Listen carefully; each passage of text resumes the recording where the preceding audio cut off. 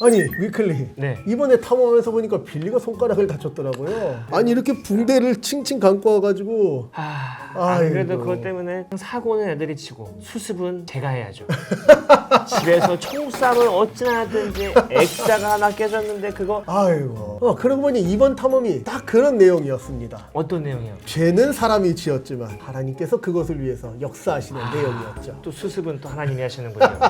이번 탐험의 첫 번째 비밀이 하나님께서 지어주신 가죽옷은 누군가가 대신 죽는 것을 의미해요. 아 가지고 예, 아담과 여자가 범죄하자마자 하나님의 형상이 깨어지고 자기들이 큰 죄를 저질렀다는 것을 직감하게 되죠. 그렇죠 그렇죠. 왜냐면 죄를 짓자마자 이전과는 너무 달라진 것을 확인할 수 있었거든요. 그때 그들이 가장 처음 한 일이 무엇인지 기억나십니까? 숨어가지고 막 나뭇잎 막 모아가지고 막 가리고 막 그랬잖아요. 네, 맞습니다. 바로 무화과 나뭇잎을 모아 엮어서 치마로 삼는 일이었습니다. 자기들을 가리는 거였죠. 하나님의 영광으로 가득했던 사람이 이제 범죄하여서 하나님과 멀어지고 나자 초라해진 자신의 모습, 하나님을 잇띄어서만 영광스러웠으나 자기 스스로는 흙에 불과한 자신들을 가리기에 급급해졌죠. 그런 죄인의 삶이 사실은 영원토록 이루어지는 사망의 삶이자 하나님 나라에서 쫓겨난 그들이 직면해야 되는 어려운 문제였는데요. 근데 하나님이 거기서 가죽옷을 주셨죠. 그렇죠. 하나님께서 아담과 하와가 더 이상 하나님 나라에 머무를 수 없음을 선언하심에도 불구하고 하나님께서 아담과 여자에게 가죽옷을 입혀주시죠. 가죽옷을 입혀줬다는 게 뭐 큰 의미가 있는 건가요? 아주 좋은 질문입니다. 가죽옷이 무슨 의미냐? 이게 바로 오늘 이야기의 핵심과도 같은데요. 사실 하나님께서 하나님 나라에서 사람을 주방하실 때 사람은 그 모습 그대로 영원한 사망 가운데 들어가야 마땅했습니다. 근데 하나님께서는 그런 사람에게 심판하시는 그 자리에서도 구원을 약속하셨죠. 바로 우리 지난주 내용이었죠. 맞아요. 누군가의 희생을 통해서만 구원이 이루어질 것을 하나님께서는 알려주셨다고 말할 수 있을 것 같습니다. 그런데 여기서 우리가 한 가지 더 생각해 볼 점이 있습니다. 실제로 여전히 이 세상을 살아가는 우리에게는 하나님께서 생명을 얻게 하는 구원을 위하여서 하나님께서 만들어 지어 입혀주신 가죽옷보다는 우리가 수고하고 애써서 열심히 엮어 만든 무화과 나무의 옷이 훨씬 더 가깝고 친숙하다는데 우리의 문제가 있습니다. 말하자면 우리의 삶도 또 영원한 나라를 향한 우리의 여정도 우리의 힘과 노력으로 자꾸 이뤄가려고 하지. 하나님께서 누군가의 희생을 통해서 우리에게 거저주신 이 가죽옷의 원리로 이뤄가려고 하지 않는다는 것이죠. 또 오늘을 살아가면서 우리가 자랑하고 싶은 것들도 내가 애쓰고 힘써서 얻은 것들을 자랑하며 살아가지, 하나님께서 주신 영원한 구원의 방편이자 생명을 얻는 구원의 방식에 하나님의 은혜 가죽옷을 자랑하지 않는다는 게 어쩌면 우리의 어려움이라고 할 수 있을 것 같습니다. 혹시 그렇다면 이 가죽옷을 통해서 하신 그 말씀이 지금 우리한테도 누군가가 우리 죄를 대신해서 해주겠다 이런 거 정답입니다. 우리가 잘 아는 대로 그분이 바로 예수 그리스도. 정답입니다. 그런데 이것은 정말 놀라운 은혜가 아닐 수 없는데요. 사람이 범죄한 그 순간 하나님께서 심판을 선언하시는 그 자리에서조차 하나님께서는 사람의 구원을 약속하실 뿐만 아니라 그 구원이 어떻게 이루어질 것인지까지도 알려주셨다는데 하나님의 크심과 하나님의 놀라운 은혜가 가득 담겨져 있다고 말할 수 있습니다. 후해 주셨네요. 예, 위클리. 조금 아까 우리가 얘기했던 바로 그거, 예수님을 보내주시는 그 은혜가 바로 두 번째 비밀하고 연결되는 겁니다. 그래요? 두 번째 비밀의 키워드가 바로 은혜인데요. 은혜요. 예, 하나님께서는 죄인에게 구원의 은혜를 베푸셨어요. 근데 박사님, 예. 저희 은혜라는 말 많이 쓰긴 하는데. 그렇죠. 우리가 제일 많이 맞아요. 쓰는 뭐 말 중에 하나죠. 모든 것이 은혜 하는데 구원의 은혜라고 하는데 왜 구원이 은혜라고 하는 건가요? 자, 아주 좋은 질문입니다. 구원이 왜 은혜인지 이 질문에 답하기 위해서는 두 가지 단계를 밟고 설명해야 될 것 같은데, 먼저 첫 번째, 은혜가 무엇인지를 함께 확인해 보고요. 두 번째, 그렇다면 구원이 왜 은혜인지를 이야기한다면 아주 이해하기 좋을 것 같습니다. 먼저 첫 번째, 은혜에 대해서 이야기한다면 우리 위클리, 은혜를 잘 알기 위해서 은혜의 세 가지 요소가 있다는 것을 이해할 필요가 있습니다. 먼저 첫 번째, 자격 없는 자에게. 두 번째, 값없이 베푸시는. 세 번째, 하나님의 주권적 호의를 은혜라고 합니다. 은혜를 베푸시는 하나님께서 은혜를 받는 우리를 볼 때 그럴 만한 자격이 있거나 은혜를 받기에 합당한 사람한테 은혜를 베푼다면 그것은 보상이 되지 은혜라고 말하지 않을 것입니다. 자격 없는 자에게 하나님께서 베푸시는 걸 은혜라고 하고요. 두 번째, 값없이 베푸시는이 중요한데요.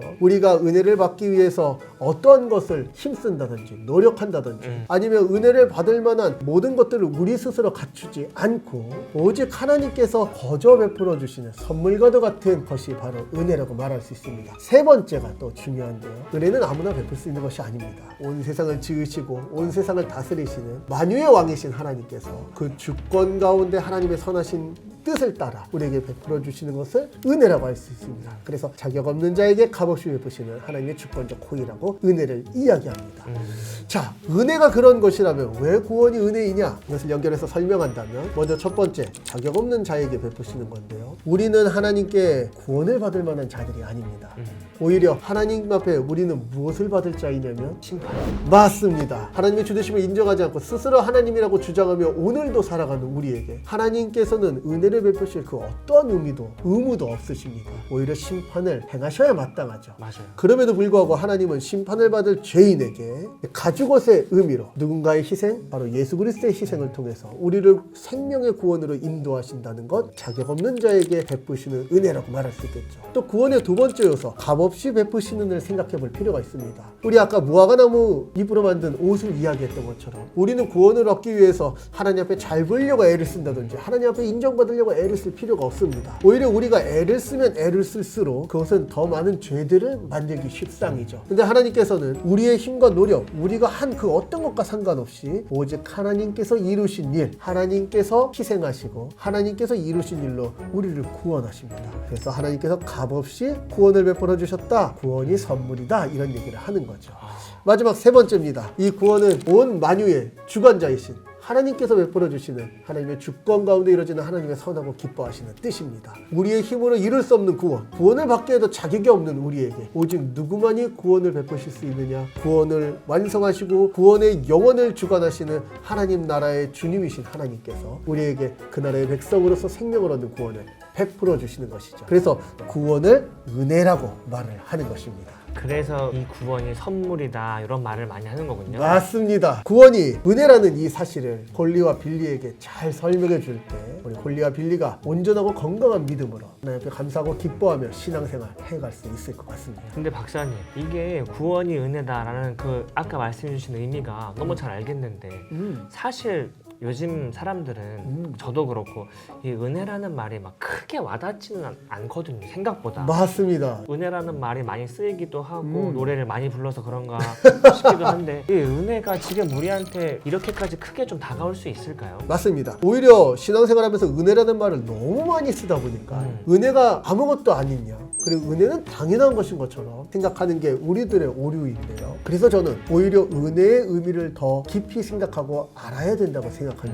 제가 아까 잠깐 이야기했던 것처럼 하나님께서는 우리에게 구원을 베푸실 그 어떤 의무도 없으시고 오히려 우리가 당연하게 받아야 되는 것은 영원한 사망 가운데 처하게 되는 심판이었다 라는 것을 생각할 때 하나님께서 구원을 베푸시기 위해서 어떤 일을 행하시고 어떤 희생을 치르셨는지를 앞으로 탐험을 통해서 확인하면 확인할수록 그렇지, 하나님께서 이루신 일은 당연한 일이 아니라 오늘 우리를 인도하시는 하나님의 크신 은혜지, 이런 것들을 기쁨으로 생각하며 얻을 수 있을 것 같습니다. 조금만 더 이야기해 본다면 우리같이 신앙생활하면서 은혜가 너무 익숙하기 때문에 우리는 어느덧 하나님 앞에 주장하는 태도를 취하기가 일쑤입니다. 하나님 이거 해주세요. 하나님 정말 살아계신 거 맞아요? 원망하고 불평하기 쉬운 우리가 은혜의 의미에 대해서 다시 한번 깊이 생각하고 알아갈 때, 자녀들과 함께 이 은혜의 의미에 대해서 나눌 때, 아 그렇지, 오늘도 오래 참으시며 우리를 영원한 나라로 인도하시는 하나님의 이 세세한 인도하심이 모두 다 크신 은혜요, 자격 없는 자에게 값없이 베푸시는 하나님의 주권적인 호의, 역사지, 선물이지, 이런 것들을 날마다 확인하고 기뻐하고 감사할 수 있는 것 같습니다. 은혜가 뭔지를 더욱더 깨달으면 깨달을수록 그렇죠. 지금 우리에게도 더 큰 은혜가 있을 거다. 맞습니다. 알겠습니다. 은혜가 은혜를 이뤄오는 것이죠. 알겠습니다, 박사님. 그럼 우리 함께 외쳐볼까요? 네, 좋습니다. 임마누엘!